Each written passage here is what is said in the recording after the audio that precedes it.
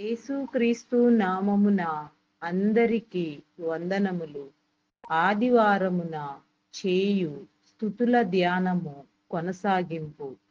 క్రైస్తవులు ఆదివారము నాడు తమ యొక్క అవసరములను బట్టి చిన్న చిన్న పనులు చేసుకొనుచున్నప్పుడు ప్రభువు ఊరుకొనుచున్నారు.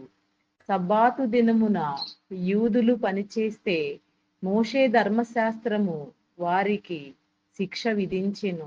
అలాగే యేసు ప్రభువు కూడా మనలను ప్రతి ఆదివారము శిక్షించిన మతములోనికి ఎవ్వరునూ రారు. అయితే ధర్మశాస్త్ర ఆజ్ఞ శనివారము గతించిపోయినట్లుగా గతించిపోగా ఆదివారము వచ్చినది. అచ్చటి నుండి కృపాశాస్త్రము ఆరంభమైనది. యోహాను 1:18. కృపాశాస్త్ర ప్రకారము మనిషి తన అనుకూలతను బట్టి నడుచుకొనవచ్చును. ఆ అనుకూలమైనది క్రైస్తవ మతము యొక్క ప్రేమ నిర్ణయమై ఉండవలెను. గనుక నీకు వందనములు. ఇంకా మరికొన్ని స్తుతులు రేపటి దినమున ధ్యానము చేద్దాం. Praise the Lord. అందరికీ మరణాత.